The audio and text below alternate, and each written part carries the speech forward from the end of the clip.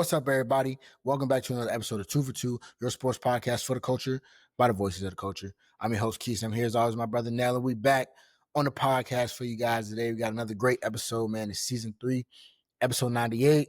We got to put a ball in the NBA. Let's get it. Now, my brother, how you doing, man? Doing good, man. Good to see you, man. How's everything? Hey, everything is everything. We here. It's hot, man. It's hot out here. Is it hot up there? It's hot, boy. Triple digits. We in the triple digits. They said it feels like 104 out here or something. I was like, yeah, y'all are.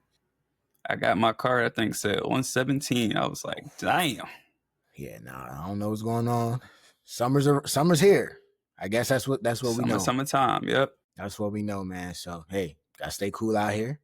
But we're on the pod. We here. The NBA season's over, man. The Thunder won the finals. The OKC Thunder sealed the deal in Game 7 against Indiana Pacers, man. You said it. You said they would win. I said they'd win. Double digits. It was there. It was written. Now that it happened, like, what's up? How we feeling about it, man? Just gotta give everyone on OKC their flowers. Sam Presti. He's been compiling all those draft picks and assets for years. Pulled off the heist of the century, trading Paul George for Shea and getting all those first round picks in return, obviously. And now we see what he's turned those into. And, just nothing but credit to him for building a great roster from top down of nothing but great players, high character guys. They make the offseason additions of adding Caruso and Hartenstein. And I said before the playoffs, like, if you looked at the West, there wasn't one team that made more win now moves going into this past season than OKC, and those moves certainly played off. Those two had big parts in this championship run. Caruso was huge off the bench. He had a couple 20-point games in the finals. Hartenstein was great on the glass. Great pick and roll guy, great passer for them. So, shout out to those guys. But obviously, it starts and ends with Shea. Finals MVP, Western Conference Finals MVP, League MVP, scoring champ. Probably the first guy to do that if you include the Western Conference MVP. But I think it's just him, Jordan. Jordan was the last one that won the scoring title, MVP, and Finals MVP. So, yep. Very, rare company to be in, and what better company to be in than, the GOAT, Michael Jordan. So shouts off to Shea for just an incredible season, putting guard play back on the map. Not many guard-led teams win an NBA championship, and, he gets to add his name to that list as well with Curry and, Isaiah Thomas and Magic Johnson. Chauncey Billups, if you want to add him, he did win Finals MVP. Hey, man, but come on. Respect. Chauncey. So, just all around great team. I mean, J-Dub, was up and down, but, he had a big 40-point game that series. Chet had a couple really good games. I mean, a team just from top down is just, the depth, the defense, the intensity. We talked about it all season. And, I mean, it showed up in the biggest moments. Obviously, we hate the way that first quarter started with Howley going down, and, that changed a lot of the game. But they still had to go out there and execute and get it done. And they did it. And, they deserve to call themselves champions. They earned it. I think it was 84 wins total that they had this year. I think that was that tied for third or fourth? Something like that.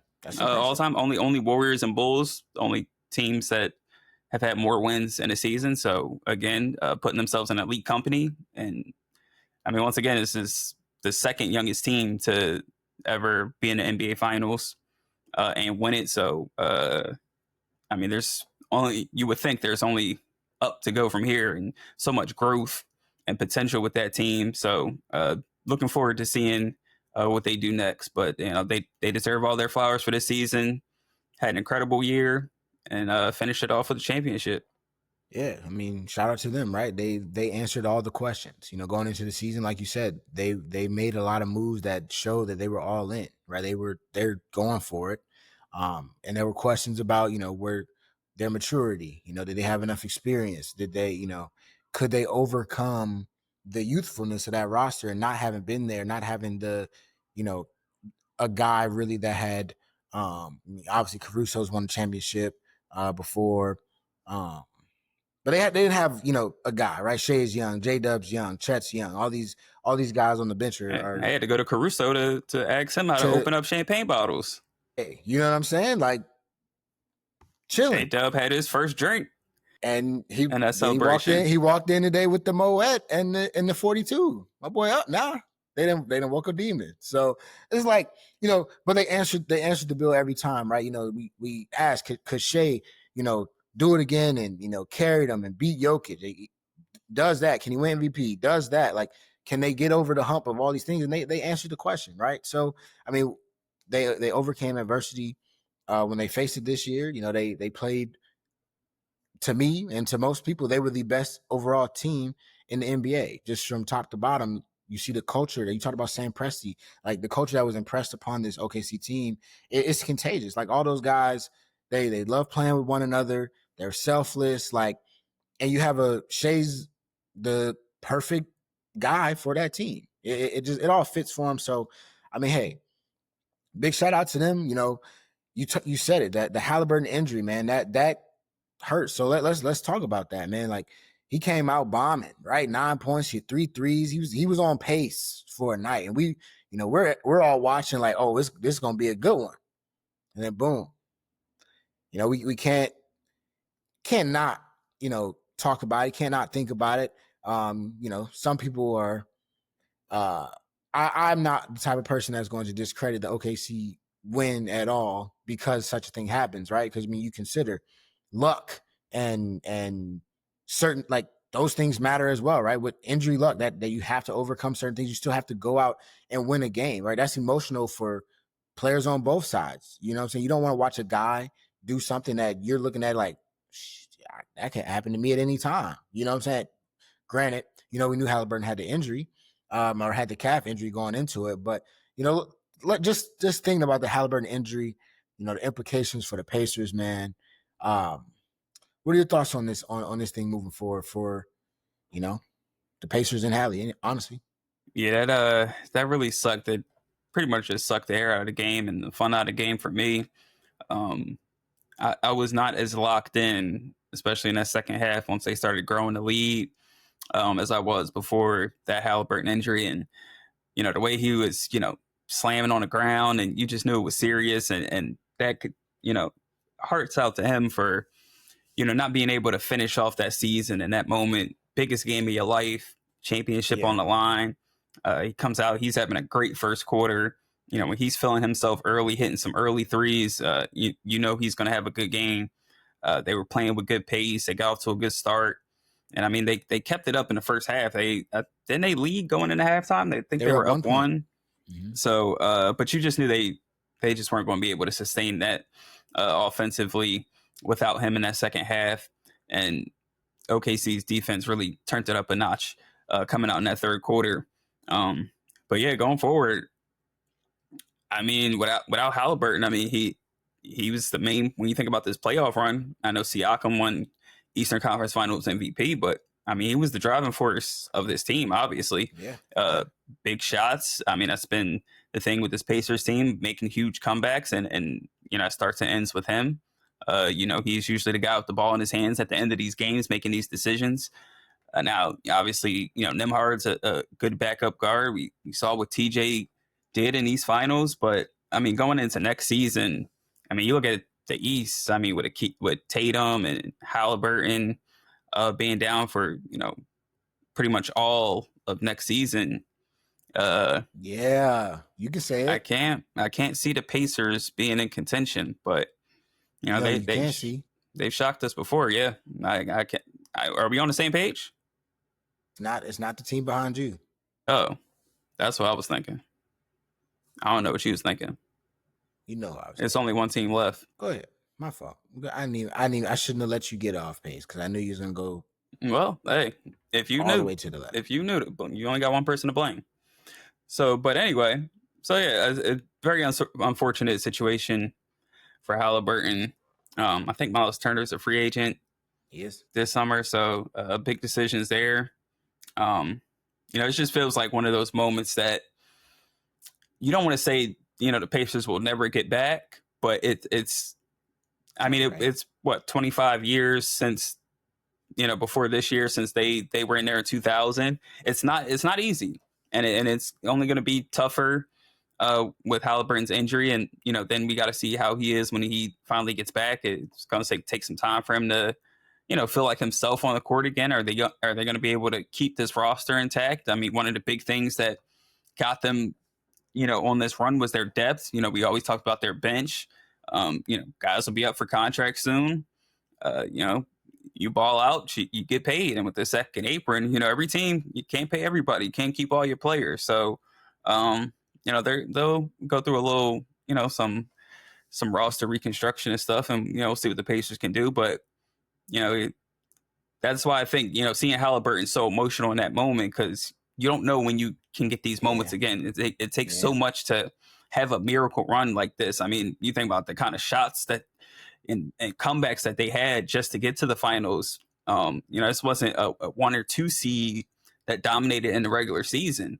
This was, a definition of a miracle run. I didn't have home court in the second and third rounds.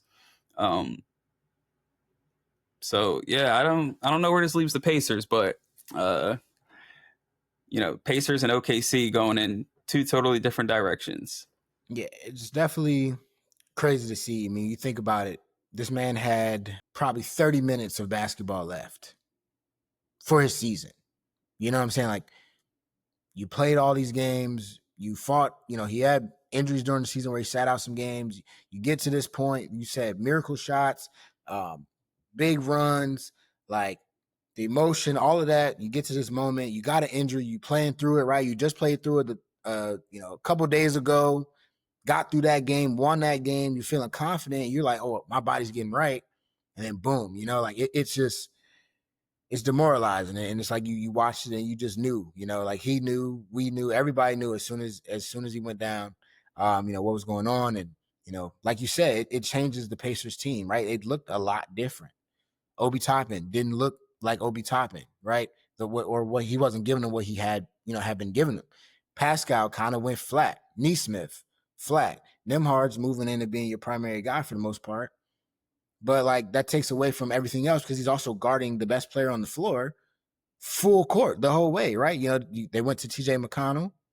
He gave him something, but it's like, I think the Thunder were perfectly fine with TJ McConnell hitting pull-up twos on us because eventually TJ McConnell should probably miss, right? So it changed the outlook on the season, next season rather. But did you see the move that the Pacers made right around the time Halliburton got injured? Which was? They traded their pick this year to get their pick back for next year that they own. Sneaky pick up there. Now, I don't want to say they, knew, but clearly, that changes things a little bit. Right now, it's like we might just tank it. We could. So I think they're a good enough team that they'll got a compete. Good enough right. roster. They will, but the league will need to do some investigation. If it's just Halliburton going and they end up with a top 5 pick. Yeah, that'd be. Hey, who knows? You just gotta have a percentage chance. We've seen this before. What better way? This league might be. This league's a fun league. Siakam has some story written in there. Siakam's gonna be out some games with some back problems. Right. Right. And it's gonna be nasty. We'll see what happens. But man, back to the Thunder though.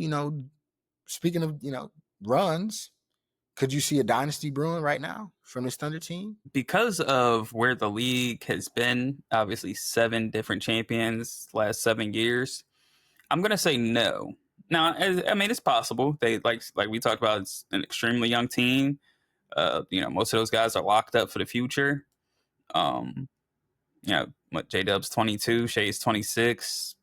I don't know what Chet is, but he's still in his early 20s. 22, yeah. So, I mean, and those guys are only going to get better. But I mean, the West is just, it's stacked, and I understand they've been at the top. But I mean, when Denver won, we were talking possible dynasty with Denver because Jokic just looked so dominant, and the Nuggets as a team just look so better built than everybody in the West. obviously they haven't been back to even the Western Conference Finals since then. We look at Boston last year. We looked at that 5 with Pritchard and forget the other shooter off the bench. Hauser. Yeah, Hauser. We looked at that and was just like, who's going to stop this team for the next 2-3 years? And now we're looking at they might only get. They've already traded Drew Holiday. And I mean, Tatum's gone most of next year. They might only get 1 championship out of that. And, we thought that was a possible dynasty brewing. So this team obviously has much more youth than that. Sam Presti, worked wonders with trades and assets. But, we'll see what happens. I think the West got a little bit tougher. We'll talk about that. So I think they certainly, as defending champs, deserve to be the odds-on favorite going into next season. But right. I'm not guaranteeing that they'll be back in the finals next year because I mean, just what we've seen in the NBA the past 7 years, it's not going to happen. And I think that's reasonable, right? Like I don't feel like that should be seen as a slight to the Thunder by any chances. This NBA is just a lot different. Like it's hard. You talked about the second apron. Teams break up. Things happen from year to year. Injuries. Other trades around the NBA where teams just get really good. So it's like, to say that a dynasty, that's really hard to forecast. Like it's hard to say. Championship runs cost money. Yeah, it does. And everything goes up. Like everything. Role players get overpaid when you win a championship. That's right. That's the price. So, Jordan Poole and Wiggins got over $100 million each because they were part of a championship team. Made contributions, but are they $100 million players? Not if it's not on a championship team. My boy Jordan Poole got traded today too. Shout out to him, man. Pelican. But yeah, and that's exactly right. Like it's just so hard to do, and there's so much that goes into it. And it's like winning a championship, especially at this level, it makes you like insane, right? Like you've attained something that the next year you want to get back. You want to protect that. Like you talking about a young team. You talking about can they overcome mental hurdles? Like that's another one, right? Like Shea, how much better can you get? Jalen Williams, how much better can you get? Can we get so much better that hey, you can't rock with us? You know what I'm saying? You just can't. That's the challenge, right? That's the challenge.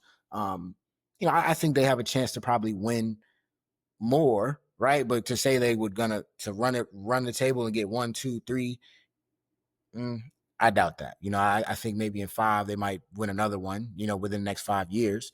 But it's tough. It's tough. So, to your point, man, about the West getting tougher, the first big trade, we talked a little bit about Jordan Poole just moving. You mentioned Drew Holiday, which we'll get to in a second. But Kevin Durant, finally, out of Phoenix, right?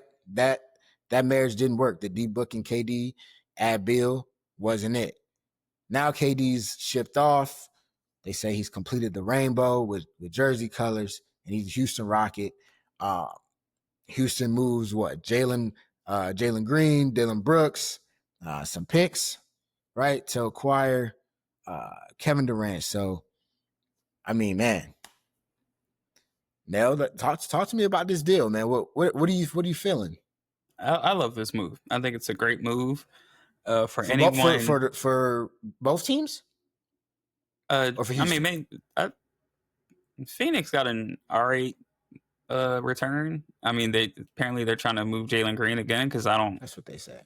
I mean, Jalen Green, Book, and Beal. I don't know that just seems like another disaster waiting to happen. So I mean, we'll see what it does there. But I mean, pretty much had nothing else to do. So at least they got some assets in return. As far as the Rockets, though, we talked about this potential Kevin Durant suitors a while back, and I thought it was a solid move for them. We caution whether or not they should, unload, some of their young assets. But I think this is for people that are cautious about them giving up assets for. I don't know how old Durant is, but he's like up there. I don't see this being a situation like a Paul George where you're going to be disappointed in what you get for an aging star. Let's not forget who Kevin Durant is. This is 36. He's 36. 36. So, I mean, this is easy money sniper here. And, I mean, he's averaged 25 points per game for, what, 13 years straight, something like that, double digits. 27 a game last year, 50-40 shooting splits, I think. He's still that guy. He is still an efficient bucket getter. And what were some of the main concerns with the Houston Rockets last year? Half court offense. They go get one. Yep. Half court offense, and didn't have an isolation scorer. Not a good jump shooting team. You solve all of that with this trade right here. Yeah. And you get one of the best jump shooters in the game, one of just the most efficient scorers in the league. Doesn't need to play with the ball in his hands. Very unselfish. Regardless, you gonna get 25 to 30 out of KD. And I'm just happy to see him back in a winning situation where he can try to contend in the Western Conference. Because I do think if they make a couple of more moves, I think they're a couple small pieces away from really maybe throwing them at the top of the West with OKC. And, we'll see what Golden State, Lakers, Nuggets, Wolves, we'll see what they do in the offseason to try to improve. But I think they were second last year, and you swap out Jalen Green and Dillon Brooks for Kevin Durant. I think they'll be top three again. They're assuming to be top three again. So I really like the move, and I think they've got a chance to contend because Kevin Durant he's one of those pieces that if you've got a team mostly together and you add him, he can take you over the top because he's one of the 5 best scorers we've ever seen in the history of this game. And come playoff time, like there's just no matchup for him. And to have a guy like that on your team that you can trust late in games to get shots off, be efficient in the half court, that bodes well for playoff basketball. I like this a lot for Houston. I like this a lot for KD, right? I feel like KD is one of the most polarizing NBA players in the league right now, just off of stuff, right? Like KD will get into it with anybody. But I think this gives him a chance to really show like that he really is still, KD. Like he can lead a team that can win a championship, right? And be their best player. I think, he got a lot of slack for, joining up with Steph. And then, the Suns team was kind of a joke. It's just like, okay, KD's back. Like you say, he's in a winning situation. Ime Udoka, a great coach, right? A great coach, a team that has already created a culture, right? Young guys, they got to keep Şengün. You got to keep Jabari Smith. You got to keep Amin Thompson, right? Like you got to keep Reed Shepherd, who you just drafted last year. And that's what we talked about. I was like, if you've given up all these people, like, okay, but I mean, hey, for Jalen Green, who back Steven Adams too, who had you pretty good playoff run for them. Exactly. So you literally just shipped off your young guy who was a young star, but I mean, his playoff numbers were pretty bad, and you didn't know was he your best player or not, right? Like him and Şengün, some people would say it's Şengün's team. Some people would say, this is Jalen Green's team. Some people want to see more Jabari Smith. Some people like Amin Thompson. But now you have a bona fide answer. Hey, I'm Kevin Durant. Nice to meet y'all. And we're going to roll. And I think the young guys will love Kevin Durant. I think he'll be a great leader for this team. I think him and Ime will, be a match made in heaven. I think for Kevin Durant to honestly, finish out his career, I like it. I don't see the problem with it. Like you said, every question mark they had got answered in one player. I mean, you obviously need to add more shooting just in general. You know what I'm saying? But let's not forget Reed Shepherd was the best shooter coming out of draft 2 years ago. You know what I'm saying? So we just haven't even gotten to see him play. So you add Kevin Durant, who's going to attract the defense.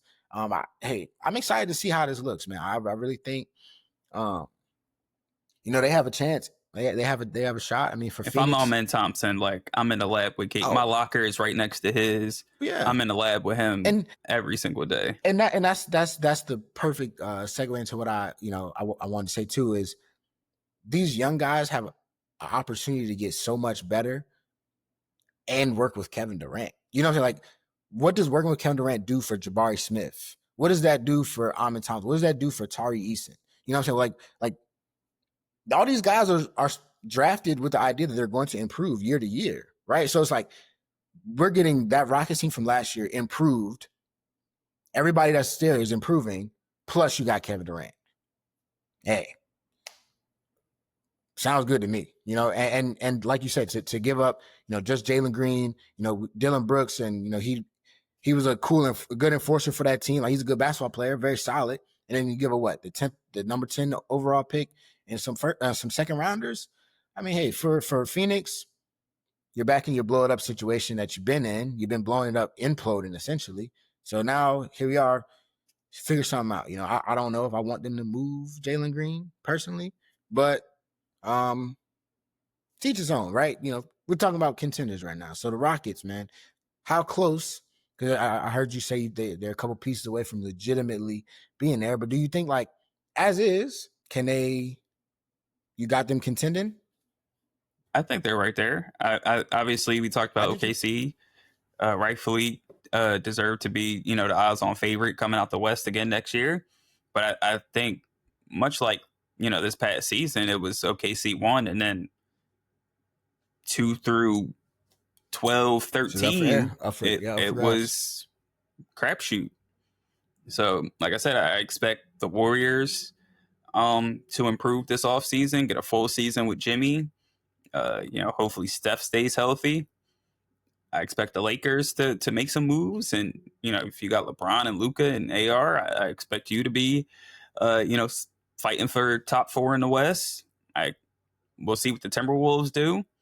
And yeah, like I said, Houston was second last year, so no reason not to expect them to be in the mix for top 3 again. Well, we'll see what Denver does. Denver's always, you know, team flirting in the top 4. Clippers, see what they can do if Kawhi's going to be back. You know, him and James Harden, they had a pretty good first full year together. So, like I said, there's a lot of teams in the West that are like in the same tier. Like obviously, it's OKC tier 1, and then tier 2.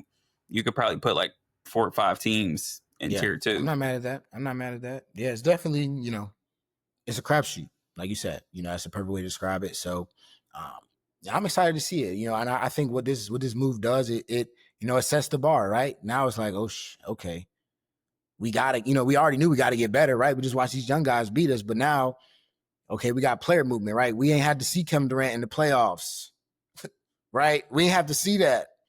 Now, guess what? You got a game plan for that. Like we got to go through Kevin Durant and this well coached, also young. And the problem in Phoenix wasn't offensively. It wasn't. They were one of the worst defensive teams in basketball, and now you go to a team and the Rockets that was one of the best defensive, one of the 5 best defensive teams. We know how they pressure the ball, get after it. We know that's Ime Udoka. You know his fingerprints all over that defense. So I think it's a match made in heaven. They needed some offensive firepower, and KD's going to add just that. He's going to have a bunch of young guys to back him up defensively, and you know KD's no slouch defensively himself either. So I think it's going to be pretty fun next year in H-Town.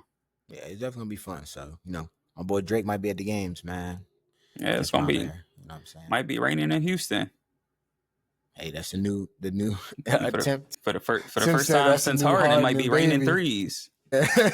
It'll be cool, man. So, other trades you kind of touched on it. Jrue Holiday, Boston, the first domino fall into that dynasty, right? Gone. Shipped to Portland, back where they got him from. Did they get him from Portland? That's where they got him from. Yeah, I was gonna say that's where they got him from. For young Anthony Simons. I mean, how you feel about that? I personally don't.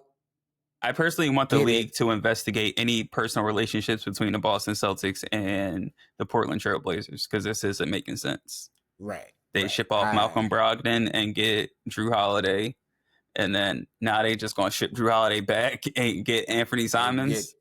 Like I hate. But the Celtics, I mean, I think the Celtics, regardless of Tatum's injury, I think you had to respect them a bit in the East, even without Tatum.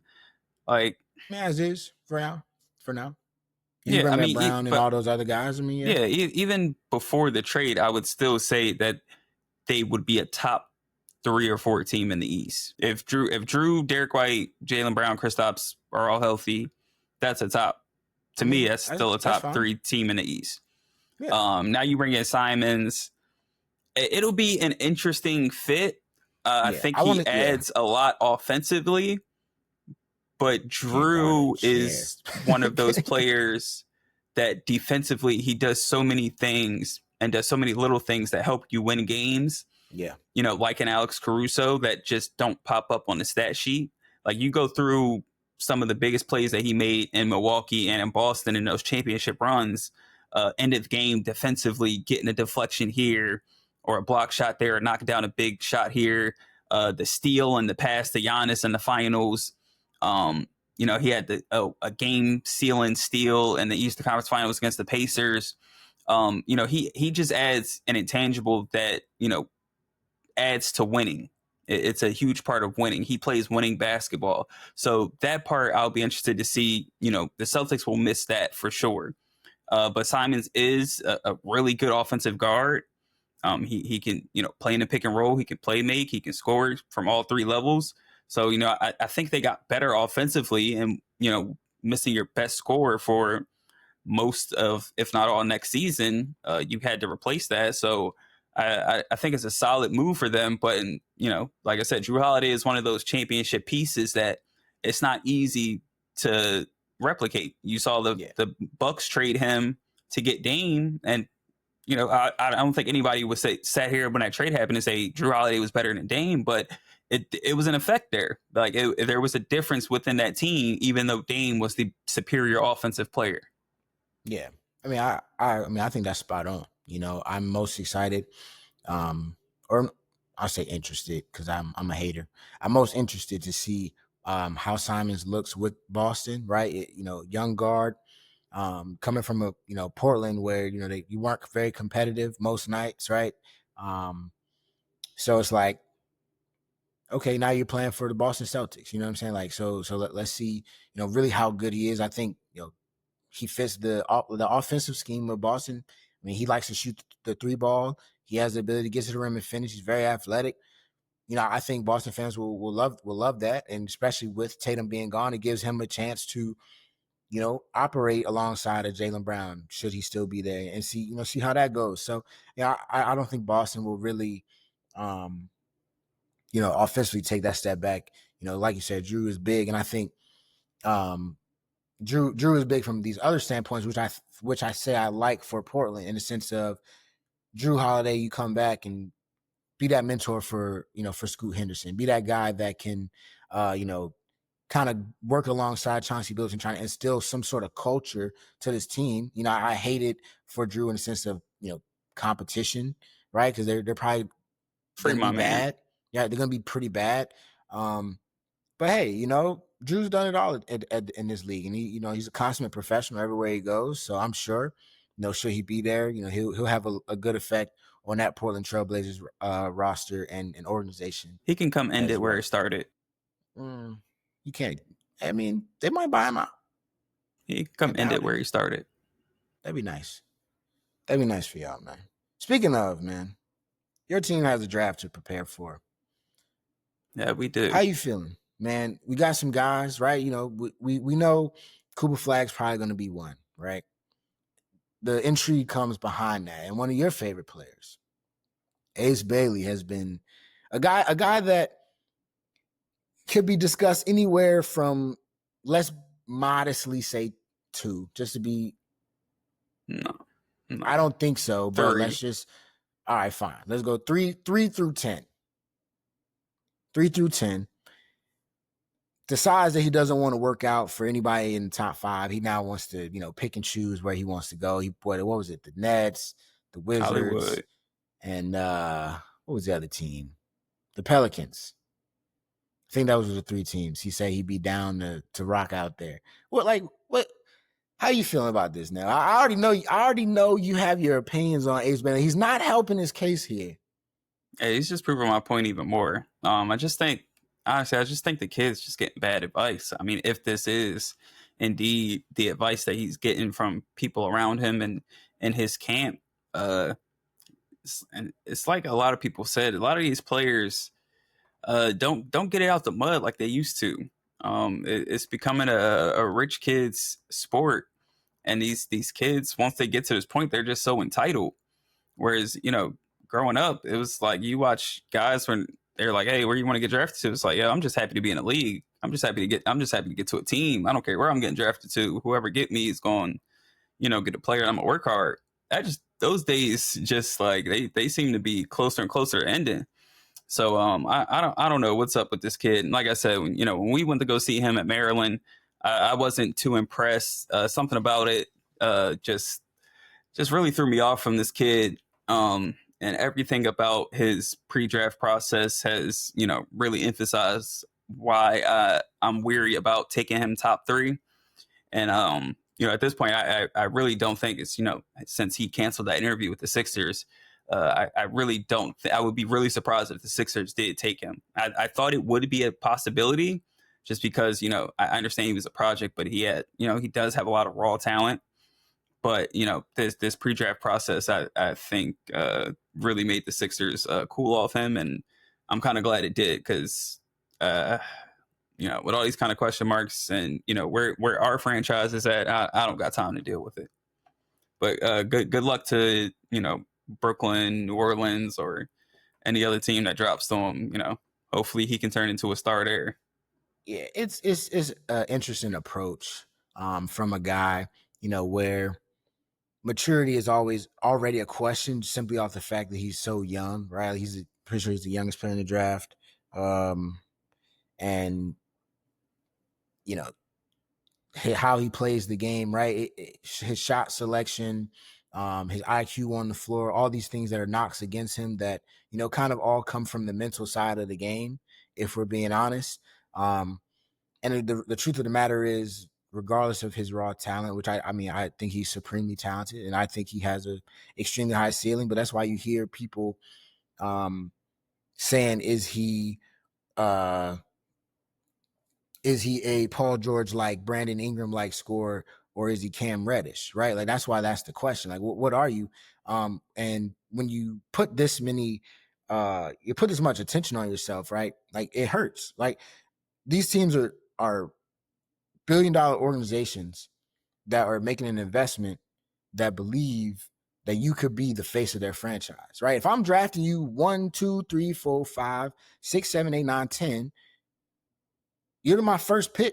Like I'm assuming that you have the chance to change my culture or add to my culture, right? So, from that perspective, where I'm like, hey, or he's coming out here. In all of this, we don't know if it is 100% factual or not, but he's saying, I want to go here. I want to go I want to go somewhere. I'm gonna be a star. You know how many people flop, bro? Like, what I'm saying? Like, and I feel like that, that fits to your point of like just happy to be here, because like you got here, but and it's harder to be a star in some of these markets. Like the organization you go to has a huge impact on your development. Bro, Cam Thomas scores 25 to 30 a night in Brooklyn, and nobody cares. Nobody cares. Because at the end of the day, like, they're not winning, right? Like you can go somewhere and you won't be a star. Like, you just getting shots up. You know what I'm saying? Then you got the pressure of, like you said about Jordan Poole, right? But that's what you want, right? That's what happened at Rutgers, 15 and 17. But hey, I get to just put up these tough shots, right? These bad shots, and that's the problem, because no these pressure. Organizations want to win, right? Because all this stuff is about money, and when you're losing, it's a lot harder to make money, right? So either if you're gonna come in like that, Ace, you got to be the guy that's gonna make some money. You know what I'm saying? The Pelicans are one. Can you make us some money? We bought Zion to town, and he barely played. We can't mess this up again, right? Brooklyn, these teams you're asking about drafting you, they can't mess this up again. People get fired, So from that, obviously that doesn't matter to him. He's worrying about himself, because why shouldn't he? It's a draft right now. He doesn't owe anybody anything. But I just wish it was a little bit smarter with it, right? Because I think there's a very fun, genuine side to him, and his personality. Like I think it is magnetic. I think he is a good kid. But just you're putting a lot of expectation on yourself, and to, like you said, teams like the Sixers, you don't want to work out for us. All right, we'll just go to somebody else. You know what I'm saying? Teams don't want to draft people that don't want to be there. Like you just don't, and you don't want to. These teams can still draft you, and now you just there. You mad? Like now what? I'm just like So it's just weird. Barkley gained a bunch of weight, so the Sixers didn't draft him, and they still took him. So, it's like, guess what? Like be where your feet are. You know what I'm saying? Like, be where your feet are and just, accept the, the blessings and the reward, because like you said, it's not easy to get to this league, and more players don't last in the league than the ones that you see that last. Like, more guys will have under 3 years in the league than you'll see LeBrons. Then you'll see Udonis Haslam's and those guys, right? It's a certain level of professionalism that aids in that. So hopefully he gets some good advice, man. Hopefully he gets there. But you talked about your Sixers, man. What if Ace is off the table for you, right?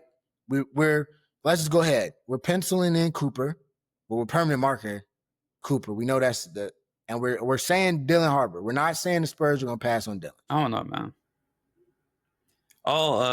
All indicators point to VJ Edgecombe. And I mean, I was kind of cool with that. But then I heard that he was like a little scared during his workout, a little nervous, and he didn't shoot well.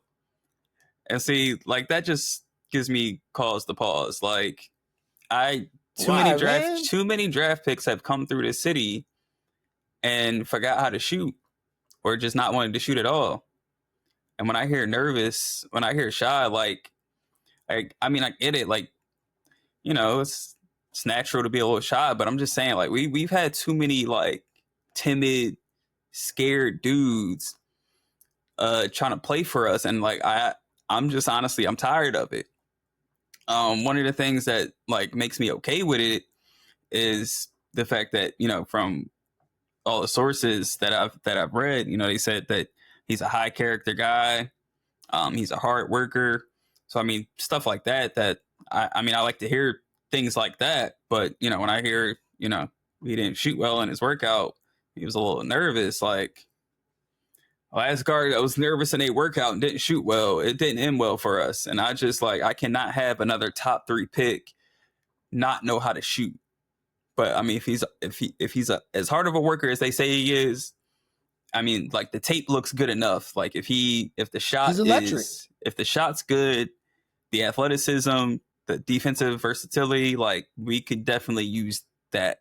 Like, we haven't had elite athleticism out there that can guard, knock down shots. Like, that's something that we desperately need. So I'll take it if that's the direction they want to go in. I was high on Trey Johnson just because I wanted some buckets, but I'm a little torn between that.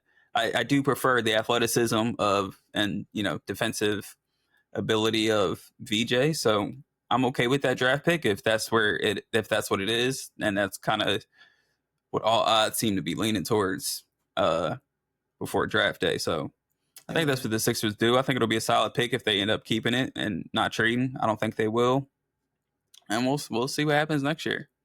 Yeah, if we're healthy, pencil us in for Eastern Conference Finals. Nice, man. I'm glad you're optimistic. Those guys like VJ, they they win you championships, right? Those guys they play defense, they're athletic.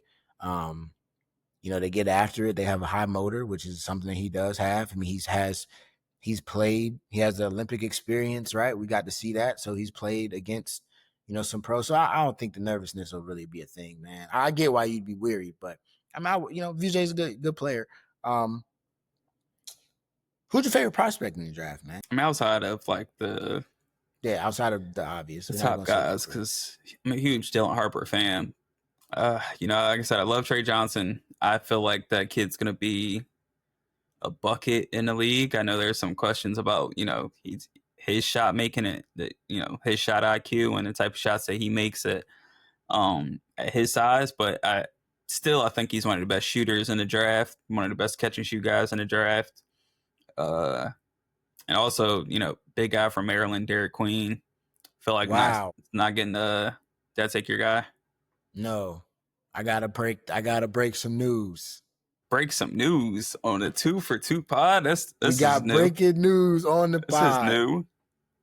Boston, Atlanta, and Brooklyn finalized a 3-team trade that'll send Kristaps and a second-round pick to the Hawks, Terrence Mann and Atlanta's number 22 pick to the Nets, and Georges Niang and a second-rounder to the Celtics. The Celtics, everything we just said is gone. The pod is getting deleted. Wow. Niang, Celtics gonna be food next year. Okay, we finally. That's good. We got That's good him. news. We got him. They finally got some food that we can attack now on the Celtics defense. Oh, yes. Yeah, they cook. Oh, That's gonna be the my year Al God. Horford knees fall off too. So that must mean that has to mean, Yeah, bro, they are chalking this season. they want to keep Jaylen Brown and Tatum together. They're clearing house on the money. Should. I mean, they're doubling on it. That's the duo. Wow. Okay. That's our first breaking thing that Kristaps and Trey. Ooh. I ain't gonna do nothing, but like that's a nice little pick and pop though. Yeah. It'd be cool. Wow. They still got Capella too, right? For now. He might be a free agent this year, I think, actually. I think he's a free agent. Interesting squad. Okay. Damn. Wow, okay. So you were saying your draft pick, your favorite draft prospect. Oh gosh, like that doesn't even matter anymore. Yeah, I was gonna go Derek Queen. Ooh, you did like him when we went. You liked him. He's definitely got some game to him. Really talented.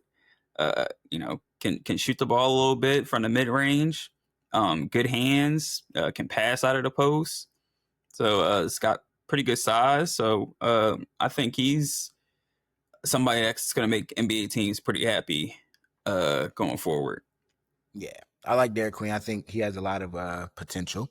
I think, he can fit that mold of one of those bigs that are playmakers and great shot creators at the same time. So that's a good pick. Mine is Jeremiah Fears, the young point guard out of Oklahoma. He's 18 years old. But I think he has a very, very, very high ceiling as a lead guard in the NBA. I think he averaged 20 a game, over 20 a game at Oklahoma. And he's only 18. Those guys that you see, I think, in those systems where it's kind of pro-like. I feel like him at Oklahoma, it was you have the ball, go make something happen, right? You see, that translate to a high level, like the Shays and the Jalen Brunsons, the Tyrese Maxey. I'll give you some credit. Those guys that had a ball in their hands and make things happen for their team scoring the basketball. So I'm excited to see where he lands. I think he has very high upside, especially as he's only 18. He's supposed to, I think he reclassed. He's supposed to be going to college this year for the first year. So to do that at 18 in college basketball, hey man, I'm a fan. I'm a fan. Sixers don't make the finals next year. I'm gonna lose it. Come on, bro. Y'all not that good. Yo. Embiid he didn't quite average 20, but close. Embiid better go steal somebody's knees for a season. Every devil he gotta pray to, him and Paul George better, this strong wide open. If I see Orlando in the finals, I'm gonna the Knicks are going to the finals. Stop playing. I'm gonna cancel this pod. Stop playing, man. We in it. The Knicks the Knicks broke the Celtics, man. You can thank us. I appreciate that. I told you when my green hat ended up with a Yankee symbol on, I told you we took over Boston. I put it back on. I had this lined up. I knew the announcement was coming.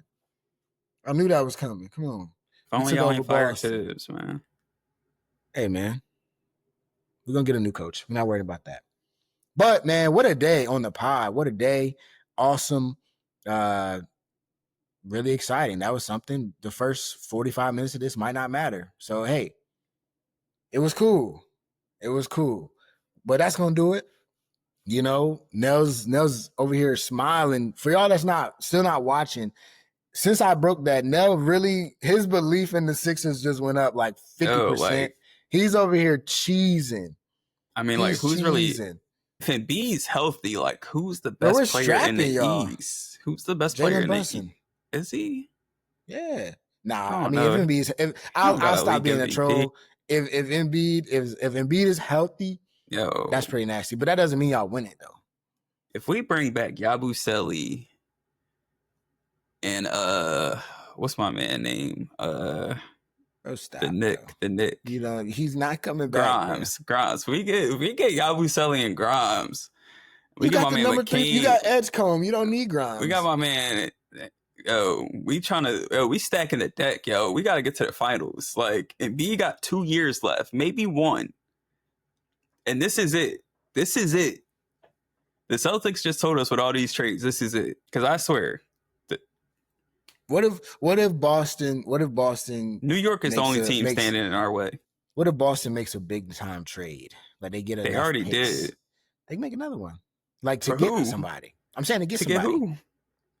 Your only Paul other George, assets now y'all is might send them. Only other asset left is Jaylen Brown and Derek White. Hey, you can go. If you trade Derek White, you're downgrading. I mean, he's the last piece. Derek White could get you a pretty penny, though. Like, what kind of penny that's going to put the Celtics in contention with not having Tatum next year? Hey, I don't care. Frankly, I hope they don't do anything. I'm just asking the question. They did enough getting Niang, because if he's getting rotation minutes, that's barbecue chicken, boy. I can't believe these dudes, man. Oh, now we got Anthony Simons out there trying to guard Maxey instead of Drew. Wow. Barbecue chicken, boy. That's going to be something. That is going to be something. Imagine that. Anthony Simons trying to guard. All right, so we'll get Edgecombe so he can guard Brunson. And beating Cat, you know that's a wash matchup. You're not putting a rookie on Brunson. I'm cool with it.